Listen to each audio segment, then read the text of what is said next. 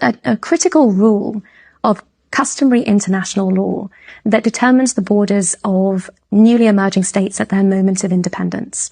It is called Possidetis Juris. It's applied universally wherever there is no agreement to the contrary. So it's the default rule.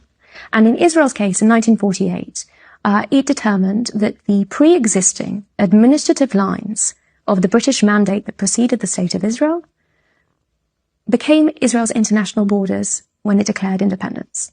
This is the rule, that the pre-existing administrative lines become the new lines, the new borders of the state. And the reason that it was introduced was to promote stability and certainty and to prevent fratricidal struggles. The International Court of Justice outlined these justifications for it when it recognized that it had become established. It was introduced in the 19th century, applied in South America with the withdrawal of the Spanish. It's applied in Asia and Africa, also to the dissolution of the former communist federations. Ukraine's borders followed Possidetis Juris. And that's quite a critical comparison, because I think the three of us would agree that Russia has been in occupation of Crimea from Ukraine. Why is that? Because Crimea was part of Ukraine according to the rule of Possidetis Juris at Ukraine's formation. Well, in the same way, when Israel came into existence, the West Bank and East Jerusalem and Gaza fell within that territory of the administrative lines of the pre-existing British mandate. Now, that's critical, because immediately in this war of annihilation that I've described, Jordan occupies the West Bank and East Jerusalem from Israel, and Egypt occupies Gaza. And that occupation ended in 1967 when Israel recovered that territory. That's when this allegation of occupation for many people is dated from. The problem with that is you cannot occupy what is already your own sovereign territory. I.e., if Ukraine was to retake Crimea and hold it, no one would say that was occupation of Crimea. From Russia, yes. Indeed. Right, okay. And that is a stark parallel comparison. Now, what Israel did in 1967 is it applied its law, administration and jurisdiction in full over East Jerusalem. It reunited the city, but it didn't do so in the West Bank. Instead, it applied a temporary framework.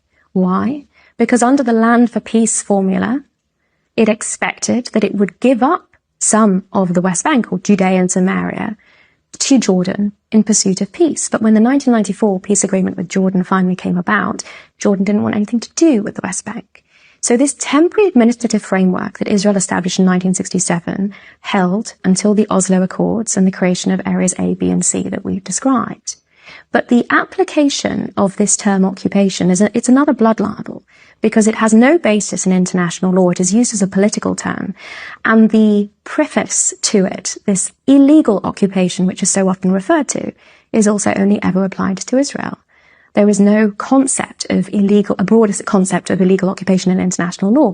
And in all the instances, situations of real occupation, in the context of which is envisaged by the Geneva Conventions, and the context of, the real transfer of populations, in Cambodia, Vietnam, in Nagorno-Karabakh, in, Northern Cyprus, none of these cases has this allegation of illegal occupation or illegal settlements even been advanced. So this is another example of a modern blood libel being deployed against Israel in order to shape the discussion, in order to shape the international politics and diplomacy, in order then to put pressure on Israel.